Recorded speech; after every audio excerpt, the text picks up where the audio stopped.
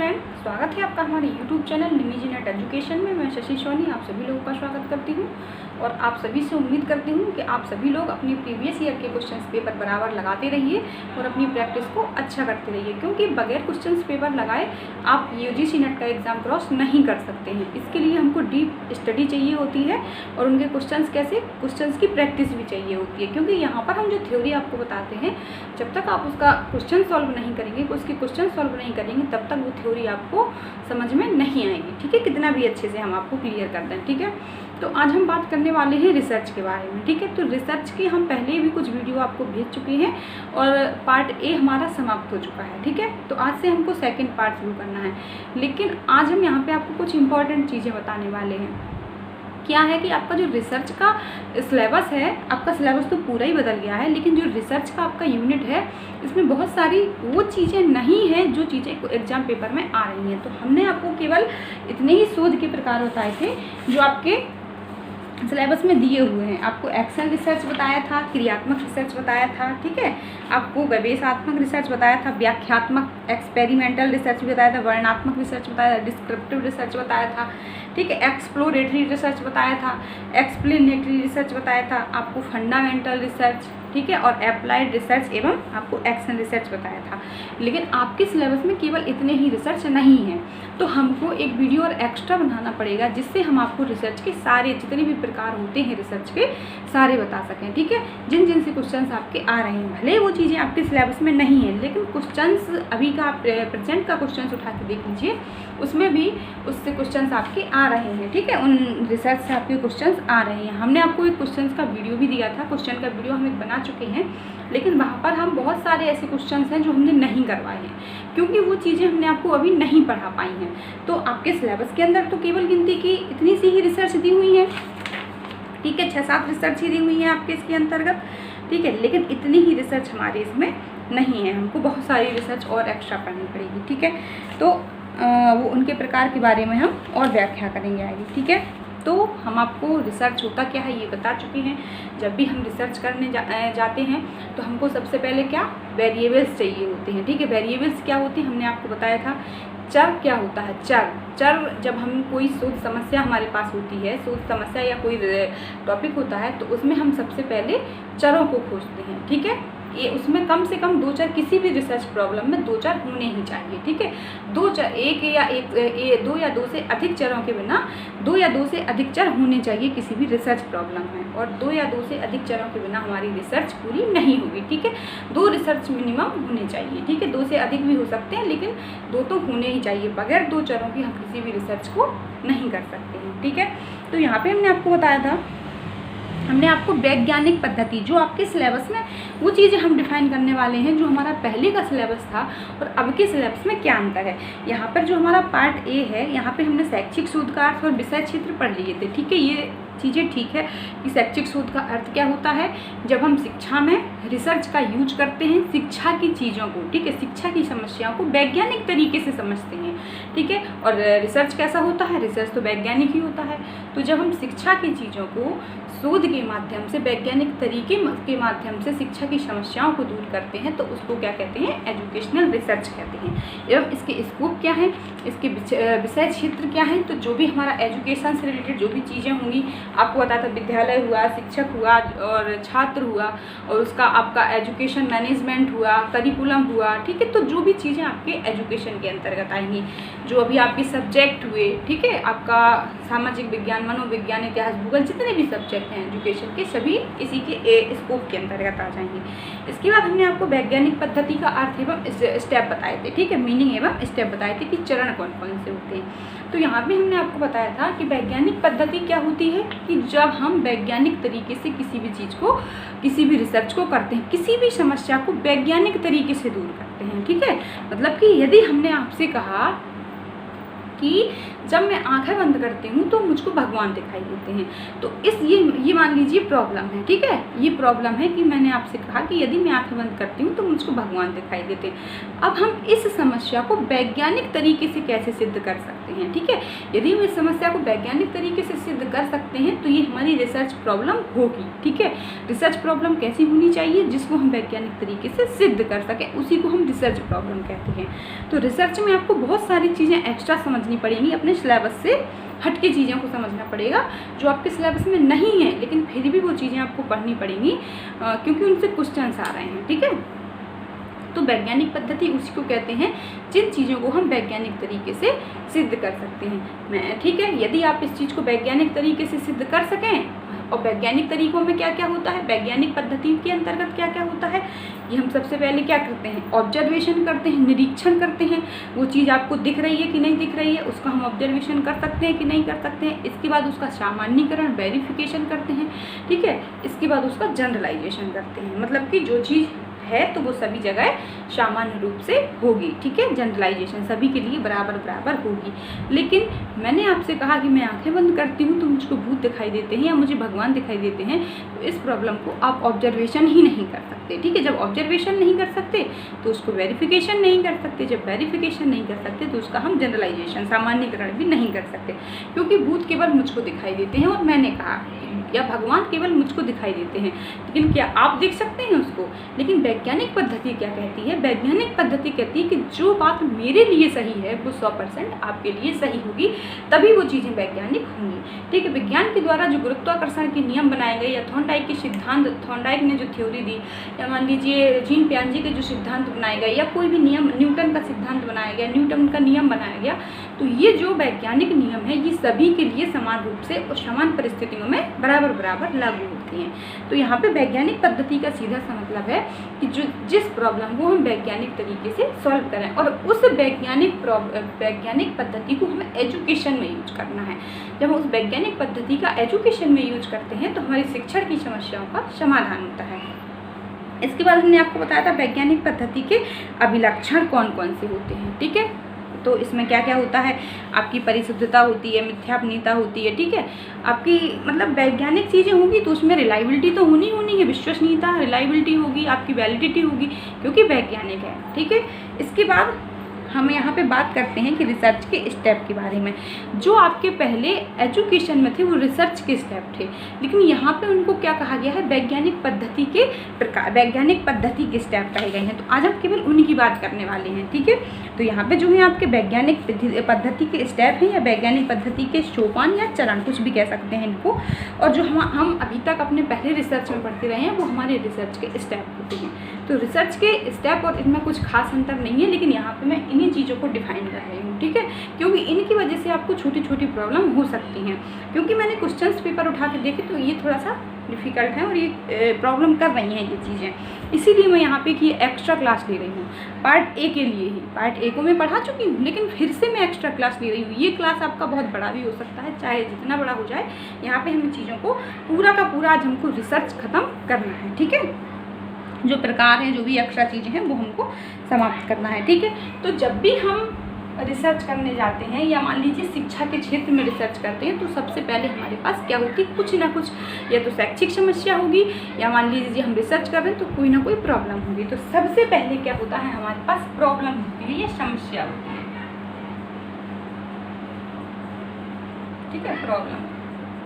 तो इसको मान लीजिए, इससे रिलेटेड जो क्वेश्चंस आते हैं ये स्टेप हैं आपके, ठीक है, स्टेप। इसी को चरण कहते हैं या सोपान कहते हैं, ठीक है। तो सबसे पहले हमारे पास क्या होती है, कहीं कहीं क्वेश्चंस में लिखा होता है कि समस्या का चुनाव या समस्या को परिभाषित करना, ठीक है, प्रॉब्लम को डिफाइन करना। तो यहाँ पे हम क्या करते हैं, समस्या का चुनाव करते हैं और समस्या को ये देखते हैं कि हम किस क्षेत्र में कर रहे हैं समस्या। इसी के अंतर्गत, इसी स्टेप के अंतर्गत आपका समस्या का सीमांकन भी आ जाएगा कि हम एक एरिया डिस्क्राइब करते हैं, ठीक है। यहाँ पे हम कहाँ, किस क्षेत्र में, मान लीजिए सामाजिक विज्ञान में कर रहे हैं, मनोविज्ञान में कर रहे हैं, या मान लीजिए हम करिकुलम से लेके कोई प्रॉब्लम है हमारी, तो ये भी हमको एरिया भी तो डिफाइन करना पड़ेगा। तो यहाँ पे या तो समस्या का चुनाव करना या समस्या को परिभाषित करना। समस्या का चुनाव करना आपका रिसर्च के अंतर्गत आ जाएगा और समस्या को परिभाषित करना आपका वैज्ञानिक पद्धति के अंतर्गत एजुकेशन के अंतर्गत आ जाएगा। ठीक है, तो सबसे पहला स्टेप आपको चाहे समस्या का चुनाव मिले या समस्या को परिभाषित करना मिले, यही होगा। लेकिन इस स्टेप के अंतर्गत आप समस्या का चुनाव करते हैं तो क्या करते हैं, इसमें आपको बताया कि उसके क्षेत्र को डिस्क्राइब करते हैं कि जो समस्या है आपकी उसका एरिया क्या है, आप कहाँ से कहाँ तक रिसर्च कर सकते हैं। ठीक है, इसके बाद दूसरा आपका जो स्टेप आता है हाइपोथेसिस, परिकल्पना का निर्माण करना, परिकल्पना का निर्माण करना या हाइपोथेसिस। ठीक है, hypothesis, selection formulation of hypothesis. ठीक है, परिकल्पना का निर्माण करना। परिकल्पना में क्या होता है, मान लीजिए यहाँ पे जो हमारी प्रॉब्लम थी, ठीक है, यहाँ पे जो हमारी समस्या थी उसके संबंध में हमने आपको बताया था परिकल्पना बनाते हैं। परिकल्पना क्या होती है, परिकल्पना कुछ नहीं होती है, केवल हमारा मन का विचार होता है जो हम किसके अकॉर्डिंग बनाते हैं, थोड़ा सा हम बता चुके हैं, लेकिन आगे आपका सिलेबस में जो आपका एक पूरा पार्ट दिया हुआ है हाइपोथेसिस का, तो उसके बारे में भी हम चर्चा करेंगे।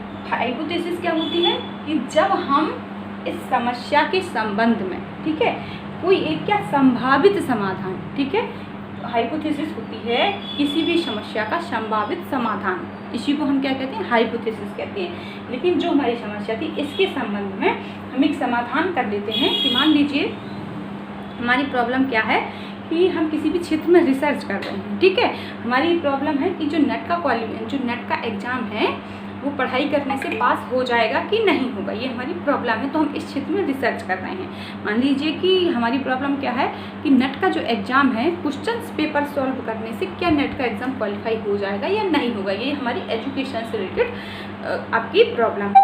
इस प्रॉब्लम में जो हम हाइपोथेसिस बनाएंगे वो क्या बनाएंगे कि नेट का एग्ज़ाम पास होगा या नहीं होगा। ठीक है, पास होगा या नहीं होगा इससे पढ़ाई करने से। ठीक है, क्वेश्चंस पेपर सॉल्व करने से। ठीक है, पहले हमारी प्रॉब्लम क्या है कि नेट का एग्ज़ाम पास कैसे होता है। मान लीजिए हमको इस पे हम रिसर्च कर रहे हैं कि नेट का एग्ज़ाम क्वालिफाई करने के लिए हमको क्या करना चाहिए। ठीक है, इसके संबंध में जो परिकल्पना होती है वो हमारी समस्या से संबंधित ही होती है और इसको बनाने के लिए हम इससे रिलेटेड जो भी तथ्य होते हैं, जो भी फैक्ट होते हैं, जो भी आपके इससे रिलेटेड साहित्य होते हैं, ठीक है, साहित्य का अध्ययन मान लीजिए एजुकेशन के क्षेत्र में करते हैं तो इससे संबंधित जो हमको सूचनाएं मिलती हैं, समस्या से संबंधित हम देखते हैं, एरिया में देखते हैं कि क्या क्या चीज़ें हो सकती हैं, उन्हीं के आधार पर हम भी परिकल्पना का निर्माण करते हैं। ठीक है, तो यहाँ पे हम देखेंगे कि नेट का नेट का एग्ज़ाम पास कैसे होता है और यहाँ पे हम देखेंगे कि क्या हाइपोथेसिस बनाएंगे कि नेट का एग्ज़ाम पढ़ाई करने से या क्वेश्चन पेपर सॉल्व करने से पास होगा या नहीं होगा। तो एक संभावित समाधान है ये कि मतलब होगा या नहीं होगा। यदि हमारा नेट का एग्ज़ाम क्वेश्चन पेपर सॉल्व करने से पास हो जाता है तो ये परिकल्पना हमारी कैसी हो जाती है, सत्य हो जाती है, और यदि नहीं होता है तो हमारी परिकल्पना क्या हो जाती है, असत्य हो जाती है। ठीक है, दोनों परिकल्पनाएं बनाते हैं, ये हमारे मन के विचार ही तो होते हैं, क्या होता है, लेकिन जो मन के विचार होते हैं वो प्रॉब्लम के आधार पर होते हैं और कोई नहीं। मान लीजिए हम यहाँ पे नेट के एग्ज़ाम के लिए रिसर्च कर रहे हैं और यहाँ पे हम कोई भी मान लीजिए किसी और को लेकर परिकल्पना बना रहे हैं, तो ऐसा नहीं होता है, इसके अकॉर्डिंग ही परिकल्पना का निर्माण करते हैं। तीसरा होता है रिसर्च डिज़ाइन बनाना। ठीक है, तीसरा क्या होता है हमारा, रिसर्च डिज़ाइन बनाना, शोध की रूपरेखा या अभिकल्प तैयार करना। ठीक है, रूपरेखा या अभिकल्प, इसको कहते हैं डिजाइन। ठीक है, डिजाइन बनाना। तो इसके अंतर्गत जो हमारा आता है, इसके अंतर्गत क्या आ जाता है कि जो भी हमारे टूल्स होते हैं, ठीक है, टूल्स होते हैं, यहाँ पे परीक्षण होते हैं, जो मापनियाँ होती हैं, प्रतिचयन विधियाँ होती हैं, ठीक है, जो न्यायदर्श सैम्पलिंग या प्रतिचयन विधियाँ, ठीक है, कि जो हमको न्यायदर्श लेना है वो हम किस तरीके से लेंगे, क्योंकि रिसर्च करने के लिए हमको हमको कुछ ना कुछ पॉपुलेशन तो चाहिए, जनसंख्या तो चाहिए, तभी तो हम रिसर्च करेंगे। आगे ही आपके साथ पूरा एक टॉपिक है, ठीक है। लेकिन पहले ये चीज़ें दे दी गई हैं तो हमको ये चीज़ें पढ़नी पड़ रही हैं पहले, क्योंकि लेकिन यदि हम शुरुआत कहाँ से करते, पहले लेक्चर पढ़ते फिर हाइपोथेसिस पढ़ते पूरा का पूरा, तो ये चीज़ें हमारी ज़्यादा अच्छे से क्लियर होंगी। लेकिन यदि मैं इनको स्टेप से कुछ आगे पीछे कर दूँगी तो आप लोगों को प्रॉब्लम हो जाएगी, इसीलिए मैं यहाँ पे यही पढ़ा रही हूँ। आपका पूरा का पूरा आगे न्याय दर्श पढ़ना है, पूरा का पूरा एक आपकी हाइपोथेसिस पढ़नी है, और पूरा का पूरा आपको चर पढ़ना है, वेरिएबल्स पढ़ने हैं, जो हमारे रिसर्च में ये सारी चीज़ें पूरे आपको टूल्स पढ़ने हैं, मापनियाँ पढ़नी, ठीक है। तो आपकी जो टूल्स हैं, जो आपकी ये मापनियाँ हैं, प्रतिचयन विधियाँ हैं, ये सभी आपको आगे पढ़नी पड़ेंगी। लेकिन जो रिसर्च डिज़ाइन के अंतर्गत जो इनका रोल होता है कि हम इसके अंतर्गत रिसर्च मापनियाँ की कौन कौन सी मापनियों का यूज करेंगे, कौन से परीक्षण लगाएंगे, कौन सी प्रतिचयन विधियों का यूज करेंगे, तो इसके अंतर्गत आता है कि किस तरीके से हम अपनी शोध प्रक्रिया का संचालन करेंगे या किस तरीके से हम अपना रिसर्च करेंगे। तो ये आपके डिज़ाइन के अंतर्गत आ जाता है, स्टेप बाय स्टेप कि हमको किस स्टेप में क्या करना है, ठीक है। ये इसके अंतर्गत हम कौन कौन सी चीज़ों को करेंगे, ठीक है। परिकल्पना में आपको एक हमने बताया था, इससे संबंधित साहित्य समीक्षा, ठीक है। शोध की के इस परिकल्पना के अंतर्गत एक साहित्य समीक्षा होती है, शोध साहित्य समीक्षा, ठीक है। क्या होती है? शोध साहित्य समीक्षा होती है। इससे संबंधित संभावित साहित्य समीक्षा, ठीक है, संभावित साहित्य समीक्षा। तो इस ये वर्ड आपको क्वेश्चंस में लिखा मिल सकता है, इसीलिए हम हाइपोथेसिस के अंदर इसको समझा रहे हैं कि संभावित साहित्य समीक्षा आपको कभी कभी मिल सकता है कि मान लीजिए पहले लिखा हो आपके क्वेश्चन में समस्या का चयन या समस्या को परिभाषित करना, इसके बाद दूसरा ऑप्शन लिखा हो संभावित साहित्य समीक्षा करना, तो ये आपका हाइपोथेसिस के अंतर्गत ही आ जाता है। ये स्टेप कैसे आ जाता है? क्योंकि जब हम परिकल्पना का निर्माण करते हैं, परिकल्पना बनाते हैं किसी भी समस्या के बारे में, तो हम वो परिकल्पना कैसे बनाते हैं? अपने टॉपिक से रिलेटेड कुछ किताबें पढ़ते हैं, कुछ पत्र पत्रिकाएं पढ़ते हैं। मान लीजिए हमारी समस्या क्या है, हमको एजुकेशन से रिलेटेड नेट एग्ज़ाम के बारे में हम प्रॉब्लम है कि नेट एग्ज़ाम कैसे क्लियर होता है या नेट का एग्ज़ाम कैसे पास होता है, नेट कैसे क्वालिफाई होता है। तो इससे संबंधित हम किताबों को पढ़ेंगे, पत्र पत्रिकाएँ पढ़ेंगे, कुछ न्यूज़पेपर पढ़ेंगे कि जो जिन लोगों ने नेट क्वालिफाई किया उन लोगों ने क्या क्या किया। तो इसी को कहते हैं रिव्यू एंड लिटरेचर, ठीक है। तो संभावित साहित्य समीक्षा, तो ये आपका इसके अंतर्गत आ जाती है। जो भी हम इंफॉर्मेशन लेते हैं, जो भी अपनी समस्या से संबंधित जो भी जानकारी हम लेते हैं, जानकारी इकट्ठा करते हैं, तो इसी को कहते हैं रिव्यू एंड लिटरेचर। तो संभावित साहित्य समीक्षा और संभावित साहित्य समीक्षा के आधार पर ही हम परिकल्पना का निर्माण करते हैं कि हमने जो समस्या है वो कैसे दूर होगी या नहीं होगी, ठीक, उसका समाधान क्या निकलेगा, समाधान निकलेगा या नहीं निकलेगा। हमारी जो इसी को हाइपोथेसिस कहते हैं, मन का विचार होता है, ठीक है, तो विचारों को कहते हैं। तो ये जो स्टेप है इसके अंतर्गत आ जाता है, क्योंकि कई प्रश्नों में समस्या के चयन के बाद दूसरा ऑप्शन लिखा मिला है संभावित साहित्य की समीक्षा करना, ठीक है। तो साहित्य समीक्षा का मतलब है कि हम इससे जो भी हम जानकारी इकट्ठा करते हैं उसके आधार पर हम परिकल्पना का निर्माण करते हैं, ठीक है। इसके बाद रूपरेखा विकल्प डिज़ाइन बनाना, ठीक है। अगला है प्रदत्तों का संकलन, प्रदत्तों का संकलन। इसी के अंतर्गत हम यह संकलन एवं विश्लेषण भी लिख सकते हैं, ठीक है, विश्लेषण भी लिख सकते हैं या इसको 5वां स्टेप कर सकते हैं। अगर कहीं भी आपको इस तरीके के क्वेश्चन के अकॉर्डिंग मैं चीज़ आपको समझा रही हूँ, आपको यदि कहीं भी आपको ये स्टेप एक साथ मिल जाए कि प्रदत्तों का संकलन एवं विश्लेषण, तो आप ये लगाएंगे, ठीक है। लेकिन यदि स्टेप में पूछा जाए कि प्रदत्तों का संकलन एवं प्रदत्तों का विश्लेषण,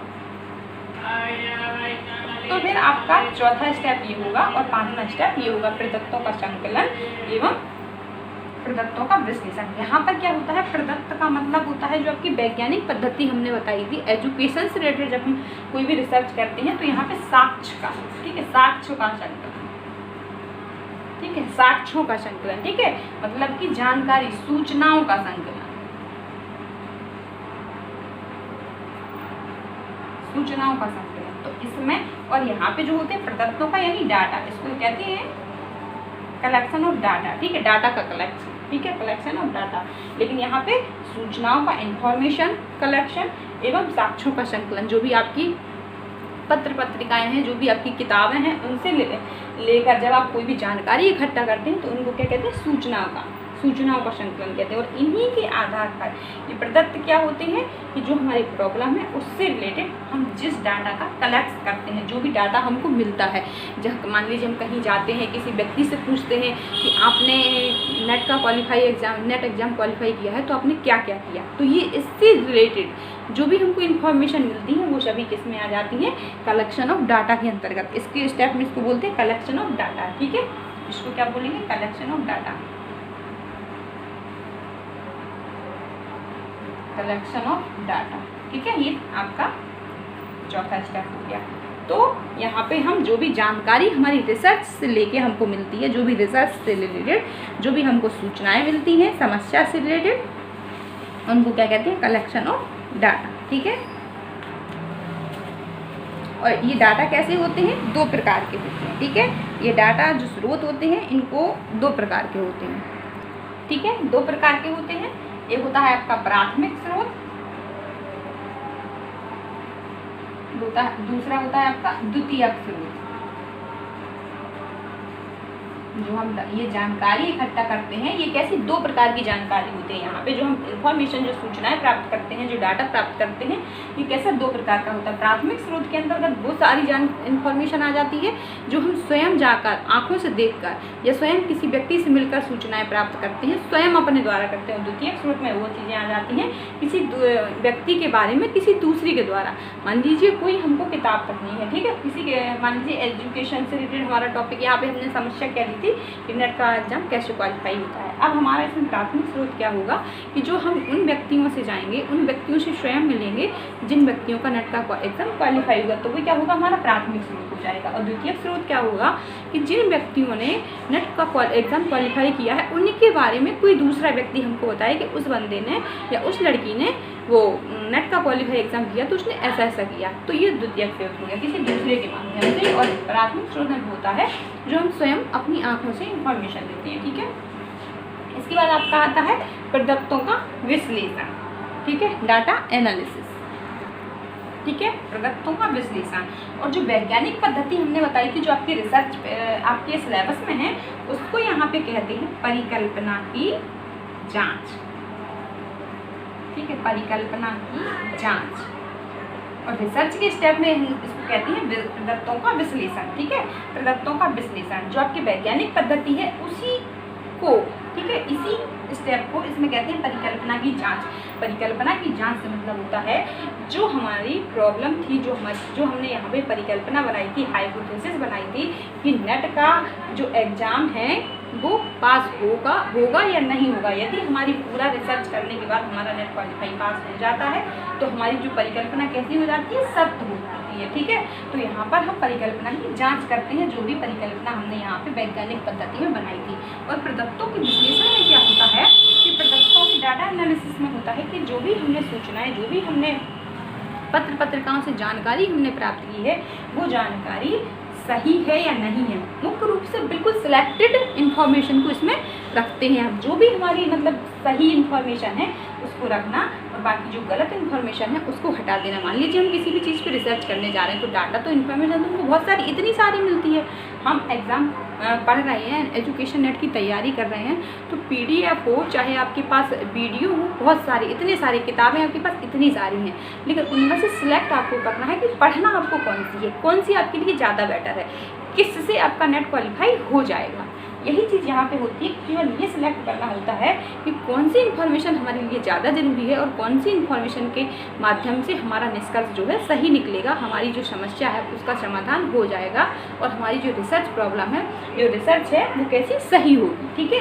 तो यहाँ पे प्रदत्तों का विश्लेषण करते हैं। इसको हम कहते हैं कि मतलब इसको एक इस तरीके से, जैसे मान लीजिए हम चाय की छन्नी से चाय छानते हैं, तो जो अच्छी चाय होती है वो नीचे आ जाती है, जो पीने लायक चाय होती है वो नीचे आ जाती है और चाय पत्ती ऊपर बच जाती है। मान लीजिए दूध छानते हैं, दूध में जो कचरा होता है, ठीक है, ठीक है। दूध में जो कचरा होता है तो दूध नीचे आ जाता है और छन्नी में थोड़ा सा कचरा रह जाता है, तो वो क्या होता है, जो बेकार चीज़ होती है वो हट जाती है और जो अच्छी चीज़ें होती हैं, जो हमारे काम की चीज़ें होती हैं, वो बच जाती हैं। तो प्रदत्तों के विश्लेषण के अंतर्गत, इस स्टेप के अंतर्गत यही चीज़ें आती हैं कि जो हमारे काम की इन्फॉर्मेशन होती है, जो ज़रूरी सूचनाएँ होती हैं वो हम रखते हैं और जो बेकार की होती है उनको हटा देते हैं, ठीक है। तो आपके जो वैज्ञानिक पद्धति में है केवल इतने स्टेप बताए गए हैं, ठीक है। आपकी सबसे पहले हम समस्या का चुनाव करते हैं, दूसरी चीज़ में क्या करते हैं, परिकल्पना बनाते हैं, और तीसरी चीज़ में क्या करते हैं, जो आपकी रूपरेखा का यहाँ पे डिज़ाइन बताया गया है, यहाँ पे जो हमारे रिसर्च के स्टेप हैं, ये रिसर्च के स्टेप हैं। और वैज्ञानिक पद्धति में क्या है, उनको एक रखते हैं रिसर्च के स्टेप में एक और है, ये जनरलाइजेशन, सामान्यीकरण, या इसको कहते हैं निष्कर्षों का प्रतिपादन,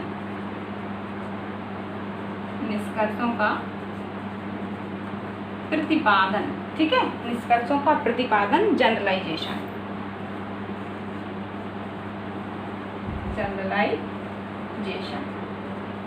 ठीक है, दिख रहा है सभी लोगों को। तो मान लीजिए जो हमारे इसके वैज्ञानिक पद्धति, ठीक है, यही स्टेप किसके हैं, रिसर्च के हैं, जो हमको रिसर्च में पढ़ा। इन्हीं चीज़ों को हम, यही चीज़ यहाँ पे समझाने की कोशिश कर रहे हैं, आपको केवल कंफ्यूज नहीं होना है, चीज़ें आपकी वही हैं। ये आपका कैसे में था, आपका पुराने सिलेबस का है, ये इसमें पुराने सिलेबस में था, लेकिन अब हमको जो पढ़ना है वैज्ञानिक पद्धति पढ़नी है। और वैज्ञानिक पद्धति में क्या है, केवल हम आपको वो बता रहे हैं ये, ठीक है। वैज्ञानिक पद्धति के स्टेप, वैज्ञानिक पद्धति, ठीक है, यही स्टेप आपके वैज्ञानिक पद्धति के हैं और यही स्टेप रिसर्च के थे, ठीक है। इनसे रिलेटेड आपके क्वेश्चंस आते हैं, ठीक है। तो यहाँ पे आपका दूसरे स्टेप में जो अब हम बात करते हैं पहले वैज्ञानिक पद्धति की, कि वैज्ञानिक पद्धति में हम किस किन चीज़ों को रखते हैं। पहले रखते हैं समस्या को, ठीक है, प्रॉब्लम को, समस्या का हम चयन करते हैं, परिभाषित करते हैं कि समस्या हमारी क्या है, उसको डिफाइन करते हैं, ठीक है। उसके एरिया को डिस्क्राइब करते हैं कि समस्या हमको कहाँ से कहाँ तक लेनी है, जो समस्या का एरिया है, जो प्रॉब्लम है, वो इसका विषय क्षेत्र को परिभाषित करते हैं, ठीक है। इससे संबंधित जो भी सूचनाएं होती हैं उनको डिस्क्राइब करते हैं कि क्या क्या हमको लेना है। इसके बाद परिकल्पना, हाइपोथेसिस बनाते हैं कि जो हमने सूचना, जो हम समस्या कर रहे हैं, जो हम रिसर्च कर रहे हैं, वो हमारी सही होगी या गलत होगी। तो ये आपकी वैज्ञानिक पद्धति की बात हो रही है, अभी रिसर्च के स्टेप की बात नहीं कर रहे हैं, ठीक है, वैज्ञानिक पद्धति। तीसरे स्टेप में जो हम यहाँ पे रिसर्च का स्टेप है, रूपरेखा बनाना या डिज़ाइन बनाना या अभिकल्प बनाना। इसके अंतर्गत जो हमारी वैज्ञानिक पद्धति होती है वो कहती है कि निगमनात्मक तर्क द्वारा, निगमनात्मक चिंतन द्वारा प्राक्कल्पना से एक आशय तक पहुंचना, यानी कि डिडक्टिव थिंकिंग, निगमनात्मक तर्क। इसके अंदर निगमनात्मक तर्क के द्वारा, ठीक है, डिडक्टिव थिंकिंग के द्वारा, निगमनात्मक तर्क के द्वारा प्राक्कल्पना से एक आशय तक पहुंचना। जो हमने यहाँ पर इसी के बाद का स्टेप है ये, यहाँ पे हम शोध डिजाइन बना देते हैं कि हम कैसे कैसे शोध प्रक्रिया का संचालन करेंगे, किस तरीके से अपनी शोध की प्रक्रिया को आगे बढ़ाएंगे, कौन से टूल्स लेंगे, कौन सी मापनी लेंगे। ये स्टेप आपका रिसर्च के स्टेप का आता है, रिसर्च करते हैं। लेकिन यहाँ पे जब हम वैज्ञानिक पद्धति की बात करते हैं, वैज्ञानिक तरीके से कोई एजुकेशन समस्या को सॉल्व करते हैं, तो यहाँ पे क्योंकि भाई एजुकेशन हमारे जो सिलेबस में है वो शैक्षिक शोध है, ठीक है, रिसर्च नहीं है, केवल रिसर्च नहीं है, शैक्षिक एजुकेशनल रिसर्च है, ठीक है। तो इसमें हम क्या करते हैं, यहाँ पे हम रूपरेखा नहीं बनाते हैं वैज्ञानिक पद्धति में, यहाँ पर हम निगमनात्मक तर्क द्वारा प्राक्कल्पना से एक आशय तक पहुँचते हैं। जो हमने यहाँ पे परिकल्पना बनाई थी उसके आधार पर निगमनात्मक तर्क द्वारा एक हम आशय तक पहुँचते हैं कि जो हमने परिकल्पना बनाई है, जो हमने परिकल्पना बनाई है, यदि हमारी प्राकल्पना सच हुई या परिकल्पना सच हुई तो किन तथ्यों का ऑब्जर्वेशन किया जाएगा या किन तथ्यों को परीक्षण किया जाएगा और किन तथ्यों को छोड़ा जाएगा, ठीक है। मतलब कि यदि हमारी जो परिकल्पना यहाँ हमने बनाई तो देखिए वही अर्थ हुआ, चीज़ें वही हुई। आप केवल समझिए यहाँ पे कि हम यहाँ पे केवल ये बताने की कोशिश कर रहे हैं कि वैज्ञानिक पद्धति में इस स्टेप को इन्होंने कह दिया निगमनात्मक द्वारा, ठीक है। ये स्टेप यहाँ पे लिख लीजिए जो हमारी वैज्ञानिक पद्धति का है, निगमनात्मक तर्क द्वारा प्राक्कल्पना से एक आशय तक पहुंचना। निगमनात्मक तर्क को इंग्लिश में कहते हैं डिडक्टिव थिंकिंग, सिद्धांतिक थिंकिंग, ठीक है। निगमनात्मक तर्क मतलब कि निगमनात्मक तर्क द्वारा हम एक ऐसे आशय तक पहुंचते हैं, ये सॉल्व करने की कोशिश करते हैं कि यदि हमारी प्राकल्पना सच हुई तो हम कौन से टूल्स चुनेंगे, कौन सी मापनियाँ चुनेंगे, कौन सी चीज़ों को प्रेक्षण करेंगे, कौन सी चीज़ों को हम उसमें रखेंगे रिसर्च में और कौन सी चीज़ों को हटा देंगे। बात वही है, यहाँ पे केवल स्टेप में ये कह रहा है, ठीक है। और यहाँ पे हम जब टूल्स चुन रहे हैं, कोई परीक्षण चुनेंगे तो निगमनात्मक तर्क का तो यूज करेंगे ही करेंगे। और निगमनात्मक तर्क मतलब सोचने समझने की क्षमता, अपने निगमनात्मक तर्क का यूज करके, ठीक है, प्राकल्पना से एक आशय तक पहुंचना। जो हमने परिकल्पना बनाई है उससे ये सोचेंगे कि यदि हमारी परिकल्पना सच हुई तो हम क्या करेंगे, और यदि हमारी परिकल्पना असत्य हुई तो हम क्या करेंगे, किन चीज़ों को अपनी रिसर्च में रखेंगे, किन चीज़ों को छोड़ देंगे, ठीक है। इसके बाद आपका प्रदत्तों का संकलन, ये भी आपकी वैज्ञानिक पद्धति का है। इसमें हम साक्ष्यों का चयन करते हैं, साक्ष्यों के आधार पर जो हमारे प्रदत्त जो डाटा कलेक्शन करते हैं, ठीक है, सूचनाएं जो हम एकत्र करते हैं प्राथमिक तरीके से, प्राथमिक स्रोत के द्वारा, माध्यमिक स्रोत के द्वारा जो हम सूचनाएं एकत्र करते हैं, तो आपका इसके अंतर्गत प्रदत्तों का संकलन आ जाता है। और जो आपकी वैज्ञानिक पद्धति में है प्रदत्तों का संकलन एवं विश्लेषण, इसी स्टेप में इन्होंने दे दिया है कि प्रदत्तों का संकलन एवं विश्लेषण। तो यहीं पे प्रदत्तों को संकलित भी करते हैं, डाटा को कलेक्ट भी करते हैं और क्या करते हैं, प्रदत्तों का विश्लेषण, डाटा एनालिसिस भी कर देते हैं, ठीक है। इसके बाद जो सामान्यीकरण है, इस तत्व को इन्होंने कहा है, सामान्यीकरण नहीं कहा है, इन्होंने कहा है परिकल्पना की जांच, ठीक है। परिकल्पना की जांच, जो परिकल्पना हमने बनाई थी वो सत्य हुई या असत्य हुई, ठीक है, केवल इसकी जांच करते हैं। लेकिन इसमें क्या कहते हैं, सामान्यीकरण, जो हमारा रिसर्च में जो हमारा रिजल्ट निकल कर आया उसको क्या करते हैं, सामान्यीकरण करते हैं, निष्कर्षों को, या जो निष्कर्ष निकल कर आए उनको प्रतिपादित करते हैं, ठीक है।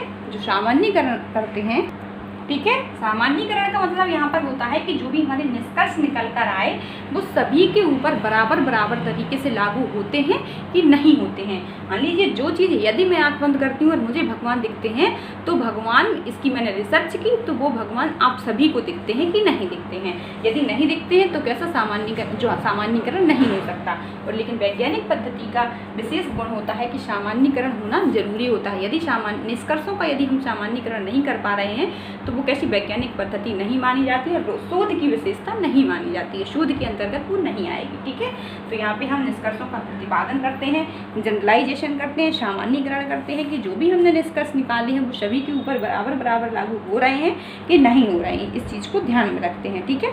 इसके बाद अंत में इसमें सुझाव भी देते हैं कि मैंने रिसर्च करते समय ऐसा किया, इन स्टेपों को फॉलो किया, ठीक है, ऐसा करके इन स्टेपों को फॉलो किया। और अब जो भी व्यक्ति बाद में मेरे बाद इस चीज़ पर, इस समस्या पर रिसर्च करेगा तो वो भी ऐसा स्टेपों को करेगा, ठीक है। मतलब कि मेरी जो प्रॉब्लम थी कि नेट का एग्ज़ाम क्वालिफाई कैसे होता है, तो फिर मैंने इस पर रिसर्च की, चीज़ों को देखा कि कैसे होता है, जानकारी इकट्ठा की, और जानकारी इकट्ठा करने के बाद जो अंत में निष्कर्ष निकाला, निष्कर्षों का प्रतिपादन। मान लीजिए हमारा निष्कर्ष निकल कर आया कि क्वेश्चन, प्रीवियस ईयर के क्वेश्चन पेपर सॉल्व करने से हमारा नेट का एग्ज़ाम क्वालिफाई हो जाएगा। और इस निष्कर्षों को यदि हमने 10 लोगों पर, ठीक है, 10 लोगों पर देखा कि जो लोग क्वेश्चन पेपर लगा रहे हैं उनका 100% रिजल्ट क्वालिफाई का आ रहा है, वो लोग नेट क्वालिफाई हो रहे हैं, तो ये निष्कर्ष हमारा कैसा हुआ, सामान्यीकरण की हम सभी लोगों पर लागू कर सकते हैं। 10 लोगों पर नहीं, 100 लोगों पर, मतलब 100% लोगों पर, कि सभी लोगों पर हमने देखा यदि वो लोग, सभी लोग व्यक्ति जो लोग क्वेश्चन पेपर लगा रहे हैं वो सभी लोग नेट क्वालिफाई हो रहे हैं, लेकिन परिस्थितियाँ कैसी, सामान्य परिस्थितियों में, ठीक है। तो हमारा ये जो रिसर्च होगा वो सही होगा, इसके निष्कर्षों का सामान्यीकरण कर देंगे, बाद में इसमें क्या कर देंगे, सुझाव दे देंगे कि मैंने इस तरीके से ऐसा किया। तो अंत बाद में यदि कोई व्यक्ति इसी समस्या पर कि नेट के एग्ज़ाम कैसे क्वालिफाई होता है, इसी प्रॉब्लम पर रिसर्च करता है तो वो भी इस तरीके से इन स्टेपों को फॉलो करेगा। लेकिन इसके अंतर्गत जो हमने आपको बताई थी कि सामान्यीकरण के अंतर्गत जो हमारी वैज्ञानिक पद्धति के अंतर्गत जो हमारे सिलेबस में लिखा हुआ है वैज्ञानिक पद्धति के स्टेप, ठीक है, तो उसके अंतर्गत जो हमारी परिकल्पना की जांच होती है, ठीक है। यहाँ पर भी हम निष्कर्षों का प्रतिपादन, परिकल्पना की जांच के अंतर्गत क्या आ जाएगी, जो हमने आंकड़ों के आधार पर, तथ्यों के आधार पर जो हमने तथ्य इकट्ठे किए थे, आंकड़े इकट्ठे किए थे, उनके आधार पर जो हमने रिसर्च की जो हाइपोथेसिस बनाई थी, परिकल्पना बनाई थी, तो वो परिकल्पना हमारी सत्य होती है या नहीं होती है। यदि उसमें कुछ कमियां रह जाती हैं तो फिर उसमें परिकल्पना में क्या संशोधन करते हैं, फिर से दोबारा से रिसर्च करते हैं। तो इसका मतलब यहाँ पे ये है। छठवां स्टेप यहाँ पे सामान्यीकरण और निष्कर्षों का प्रतिपादन करना है, लेकिन यहाँ पे इसके जो रिसर्च के आपके इस वैज्ञानिक पद्धति के स्टेप के अंतर्गत है, इसमें आपके 5 स्टेप हैं।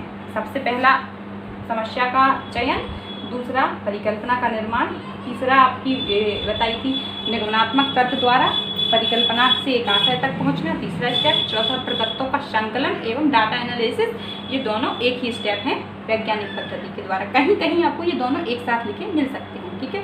तो पहला, दूसरा, तीसरा, चौथा, और इसमें जो सामान्यीकरण है इसमें परिकल्पना की जाँच, ठीक है। तो ये 5 स्टेप वैज्ञानिक पद्धति के हैं और 6 स्टेप आपके इसके अंतर्गत आ जाते हैं। तो ये चीज़ आपको समझ में आ गई होगी, क्योंकि ये चीज़ आपकी नहीं जुड़ी हुई है, ठीक है। अब हम इसके आगे बात करते हैं, ठीक है। तो ये सभी स्टेप आप सभी लोगों को समझ में आए, और इसके बाद यदि हम इनको शॉर्ट में समझें, ठीक है, यदि हम इनको शॉर्ट में समझें तो हम प्रॉब्लम का, देखिए शॉर्ट में याद करने की ट्रिक बताते हैं। प्रॉब्लम का हमने समस्या का चयन, ठीक है, इसका हमने पी ले लिया, ठीक है। सबसे पहले क्या करते हैं, सिलेक्शन ऑफ प्रॉब्लम या डिफाइन ऑफ प्रॉब्लम, समस्या को परिभाषित करना या समस्या का चयन करना। तो इसका हमने क्या ले लिया, पी ले लिया, ठीक है। इसके बाद हम करते हैं फॉर्मुलेशन ऑफ हाइपोथेसिस, ठीक है, ठीक है। फॉर्मुलेशन ऑफ हाइपोथेसिस यानी हाइपोथेसिस बनाते हैं, तो इसका हमने एच ले लिया।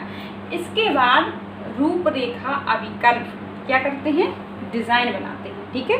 क्या करते हैं, डिज़ाइन बनाते हैं, डिज़ाइन ऑफ रिसर्च। तो इसका हमने डी ले लिया, ठीक है। तो पहले प्रॉब्लम हो गई, फिर हाइपोथेसिस हो गई, फिर हमारा क्या हो गया, डिज़ाइन हो गया। इसके बाद प्रदत्तों का संकलन, ठीक है, कलेक्शन ऑफ डाटा। तो इसको या तो हम बी भी लिख सकते हैं या आपको सी भी लिख सकते हैं, ठीक, कलेक्शन ऑफ डाटा। इसीलिए हम यहाँ पे सी लिखेंगे, ठीक है, क्योंकि डाटा का एनालिसिस भी होता है और डाटा का विश्लेषण भी होता है। तो यहाँ पर हम क्या लिखेंगे, सी लिखेंगे, कलेक्शन ऑफ डाटा, प्रदत्तों का संकलन। इसके बाद प्रदत्तों का विश्लेषण, ठीक है। तो यहाँ पर भी प्रदत्त यहाँ पे भी है और यहाँ पे भी। तो प्रदत्तों का कलेक्शन, तो कलेक्शन ऑफ डाटा, और प्रदत्तों का विश्लेषण, तो एनालिसिस। इस विश्लेषण का लिख देते हैं ए, ठीक है, एनालिसिस ऑफ डाटा। इसके बाद सामान्यीकरण, निष्कर्षों का प्रतिपादन या जनरलाइजेशन, तो इसको लिख देते हैं जी, ठीक है। तो आप इसको कह सकते हैं कि ये आपका हो गया problem, hypothesis, design, collection of data, data analysis,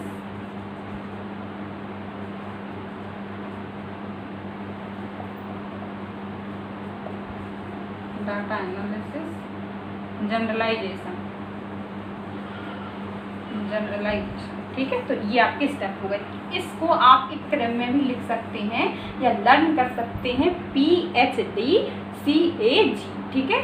P का हुआ प्रॉब्लम, H का हुआ हाइपोथेसिस, D का हुआ डिजाइन, C का हुआ कलेक्शन ऑफ डाटा, और A का हुआ एनालिसिस ऑफ डाटा, और G का हुआ जनरलाइजेशन। तो PHDCAG आप इस ट्रिक को भी याद कर सकते हो। इस ट्रिक के माध्यम से आपके 90% जो स्टेप के क्वेश्चन आते हैं वो सही हो जाते हैं, क्योंकि इनके स्टेप के क्वेश्चन आपके फर्स्ट पेपर में भी पूछे जाते हैं और रिसर्च के पेपर, एजुकेशन के पेपर में भी पूछे जाते हैं।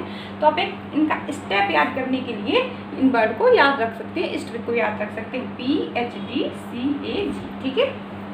तो आपका ये स्टेप पूरा हो गया, ठीक है। अब हम बात करते हैं वेरिएबल्स की, ठीक है, वेरिएबल्स की, क्योंकि वैसे तो मुझे आपको उसके शोध के प्रकार बताने हैं, टाइप ऑफ रिसर्च बताने हैं, लेकिन टाइप ऑफ रिसर्च बताने के लिए पहले आपको चर आने चाहिए और हाइपोथेसिस आनी चाहिए कि हाइपोथेसिस क्या होती है, कितने प्रकार की हाइपोथेसिस होती है, और वेरिएबल्स आने चाहिए कि कितने प्रकार के चर होते हैं। इसीलिए ये हम पहले ले रहे हैं, इसके बाद हम शोध के प्रकार आपको और बताएंगे, ठीक है। पूरे के पूरे सारी चीज़ें यहीं पर डिफाइन करेंगे, ठीक है। तो अब हम बात करते हैं वेरिएबल्स की, चर की, कि चर क्या होते हैं, ठीक है। चर क्या होता है, वेरिएबल्स, चर,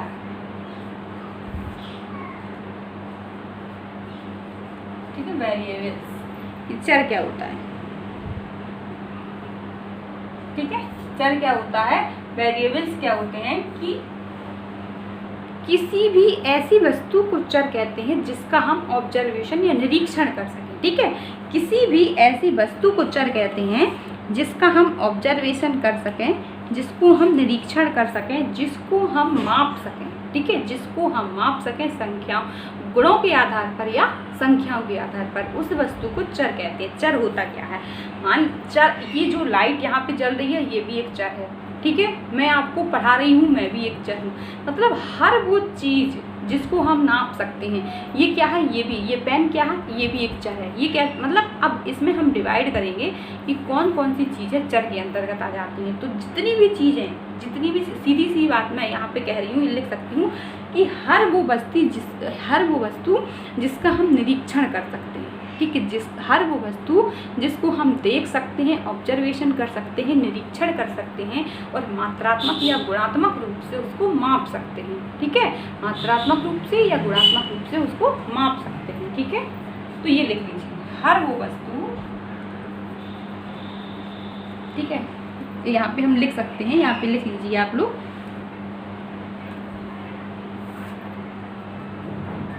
चर से हमारा अभिप्राय उस चीज से है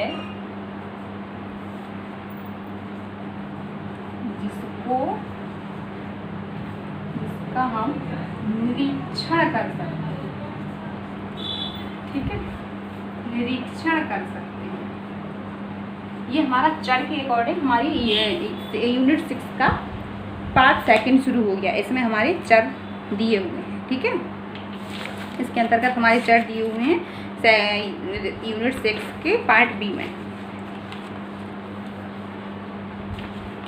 ठीक है, हर वो वस्तु जिसका हम निरीक्षण कर सकते हैं। ठीक है, चर से हमारा अभिप्राय किसी भी ऐसी चीज से होता है जिसका हम निरीक्षण कर सकते हैं। ठीक है, तो अब बात समझ में आई कि जिसको हम निरीक्षण कर सकते हैं। ठीक है, ये चीज़ें चर के अकॉर्डिंग आप लिख लीजिए तो चीज़ें आगे समझ में आ जाएंगी, क्योंकि हम लोग को चर ही पता नहीं होता चर क्या होता है। मैं आपको पढ़ा रही हूँ, ये भी एक चर है। ठीक है, वेरिएबल्स है। और अब इसमें आपको आश्रित चर, स्वतंत्र चर, ये चर पढ़ना है तो आगे चीज़ें अच्छे से क्लियर हो जाएंगी।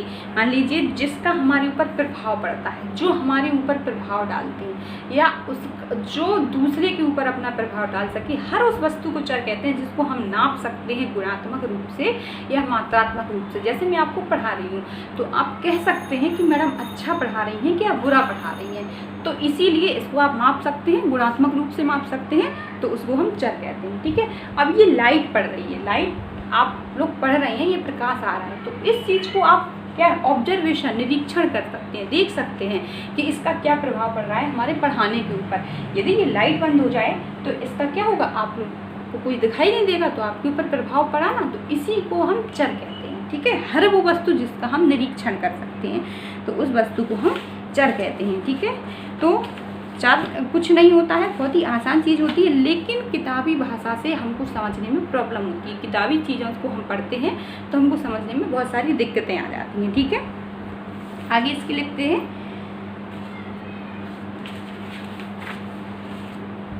जो परिस्थितियों और अवस्था के अनुसार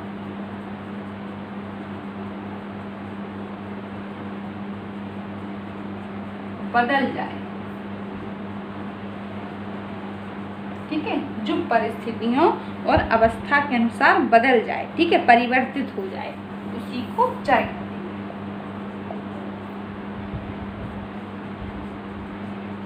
परिवर्तित हो जाए।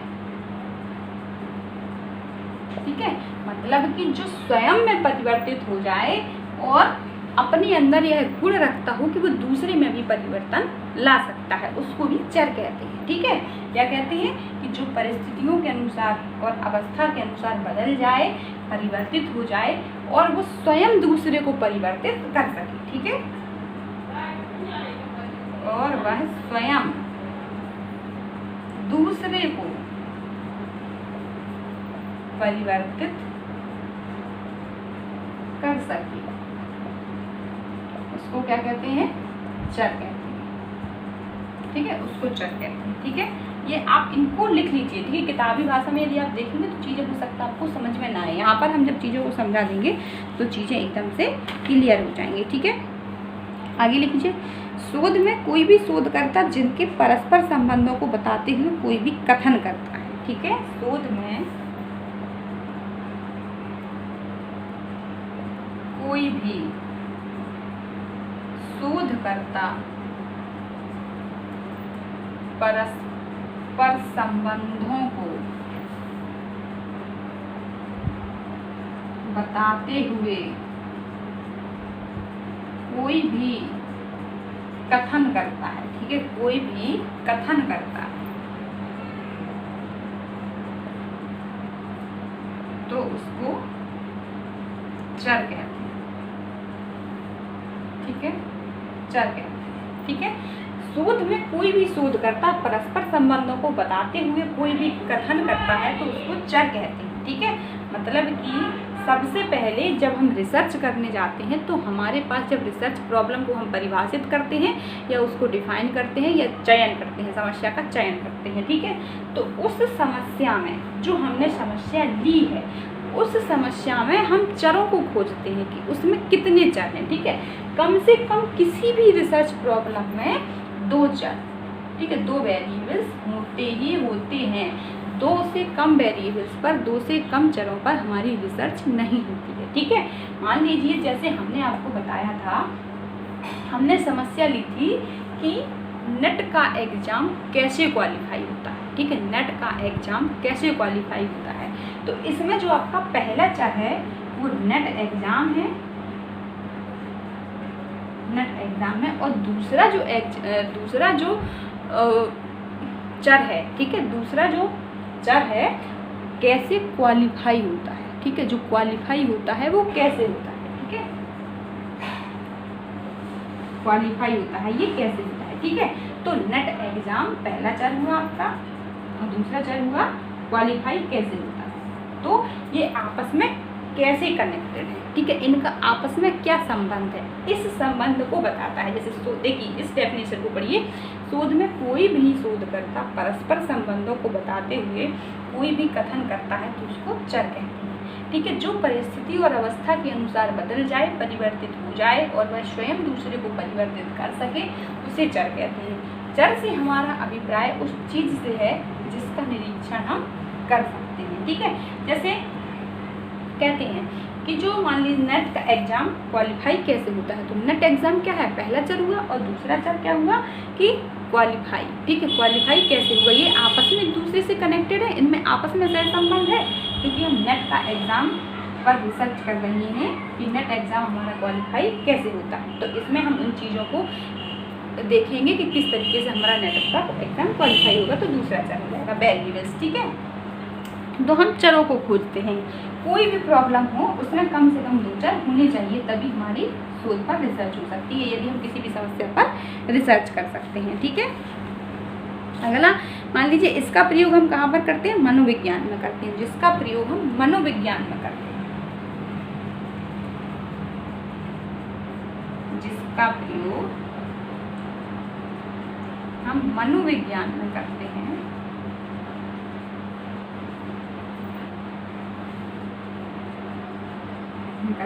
उसे ही चर कहते हैं।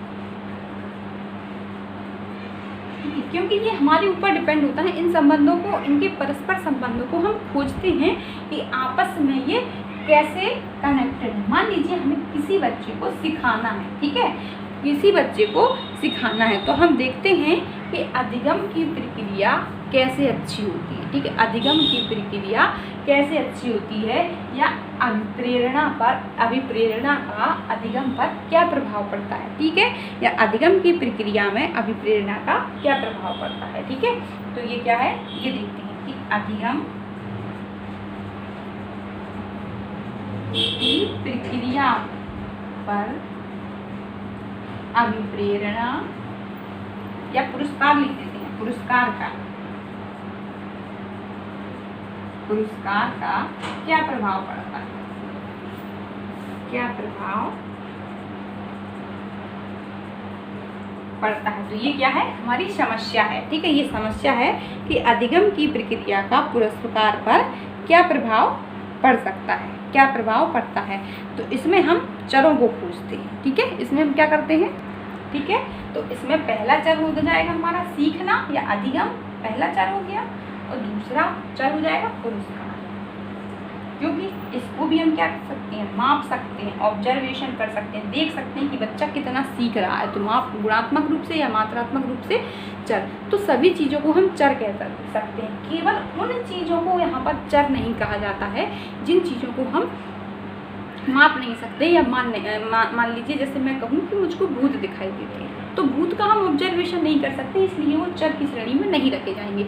उनको ना तो हम गुणात्मक रूप से माप सकते हैं, ना ही हम उनको मात्रात्मक रूप से माप सकते हैं, क्योंकि उनको देख ही नहीं सकते। ठीक है, दूसरा कोई विभ्रम जैसे मतलब मान लीजिए विभ्रम, इनको हम चर नहीं कहेंगे। ठीक है, तो ऐसी विषय वस्तुओं को चर नहीं कहा जाता है। ठीक है, विभ्रम जैसे मान लीजिए हमको कभी कभी क्या हो जाता है, भ्रम हो जाता है, रस्सी होती है और सांप दिखाई देने लगता है, तो उसको क्या हम माप सकते हैं, नहीं माप सकते। तो केवल ऐसी चीज़ों को हम यहाँ पे चर की संज्ञा नहीं दे सकते जिन चीज़ों को, जिन विषय वस्तुओं को गुणात्मक रूप से या मात्रात्मक रूप से ना मापा जा सके। तो आपको ये चर बहुत अच्छे से समझ में आ गया होगा कि वेरिएबल्स क्या होते हैं, जो आपस में एक दूसरे सहसंबंध को बताते हैं कि जो हमारी रिसर्च प्रॉब्लम होती है उसमें चर का आपस में क्या सहसंबंध है, क्या संबंध है। तो अधिगम की प्रक्रिया पर पुरस्कार का क्या प्रभाव पड़ता है। तो इसमें पहला चर हुआ हमारा सीखना और दूसरा चर हुआ पुरस्कार। तो अधिगम की प्रक्रिया पर पुरस्कार का क्या प्रभाव पड़ता है, तो आप लोगों को सबको पता होगा, यदि हम अधिगम की प्रक्रिया में किसी भी बच्चे को सिखाने के लिए पुरस्कार देंगे तो क्या होगा, अधिगम हमारा जल्दी हो जाएगा। तो अधिगम की प्रक्रिया पर हम कह सकते हैं पुरस्कार का क्या अच्छा इफेक्ट पड़ता है, बच्चा जल्दी सीख लेता है। ठीक है, तो इसमें केवल हम चर की बात कर रहे हैं, तो इसमें इस तरीके से हम चर को देखते हैं।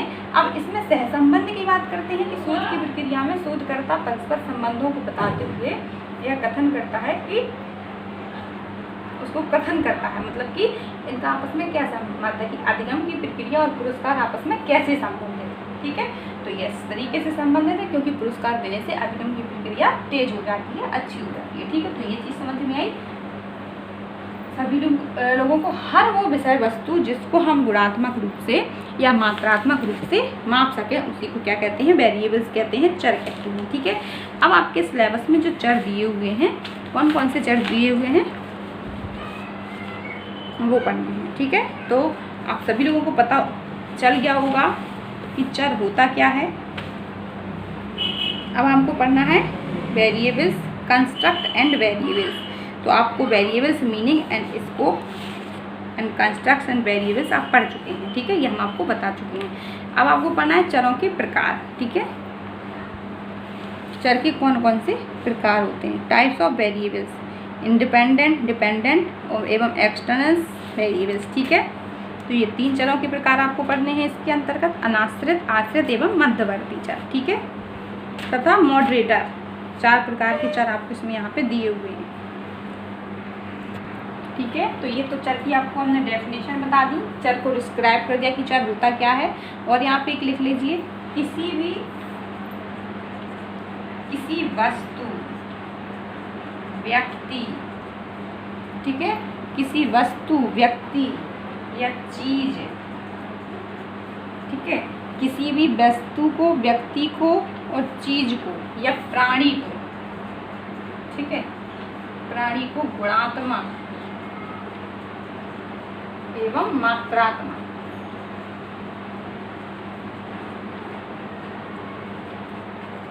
रूप से मापन हो सके, मापन हो सके, उसी को चर कहते हैं। ठीक है, उसी को क्या कहते हैं, चर कहते हैं।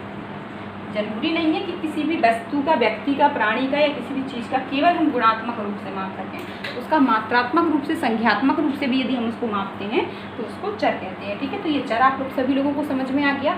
अब हम बात करते हैं चर के प्रकार कितने होते हैं। ठीक है,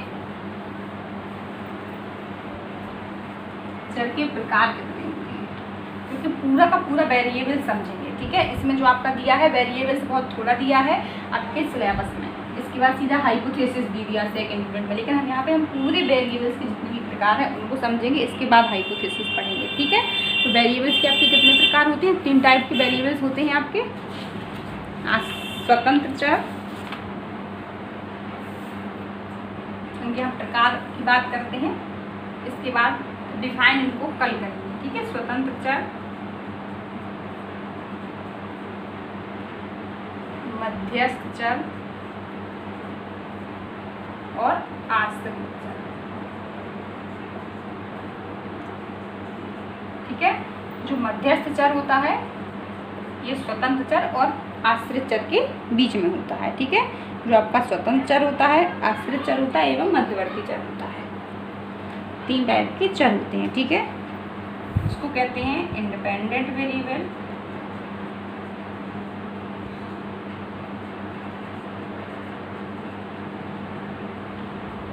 variables, dependent variables,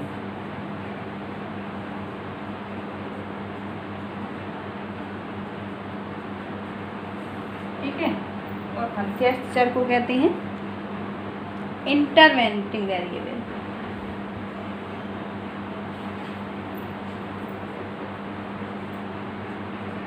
intervening variables. ठीक है, तो इसको कहते हैं स्वतंत्र चर, इसको कहते हैं मध्यस्थ चर और इसको कहते हैं आश्रित चर। ठीक है, इसको कहते हैं आश्रित चर और इसको अनाश्रित चर भी कहते हैं, अनाश्रित चर। इसको उद्दीपक चर भी कहते हैं। ठीक है, ये सभी नाम याद रख लीजिए, उद्दीपक चर, और इसको कहते हैं अनुक्रिया चर। ठीक है, आपस में ये दोनों कनेक्टेड होते हैं। ठीक है, उद्दीपक चर भी कहते हैं और इसको अनुक्रिया, रिस्पॉन्स। ठीक है, स्टिमुलस वेरिएबल्स एवं रिस्पॉन्स वेरिएबल्स। ठीक है, तो इन चरों को ये भी कहते हैं। ठीक है, तो इनके बारे में आगे की व्याख्या हम कल के वीडियो में करेंगे, क्योंकि ये वीडियो हमारा काफ़ी लंबा हो गया है। ठीक है।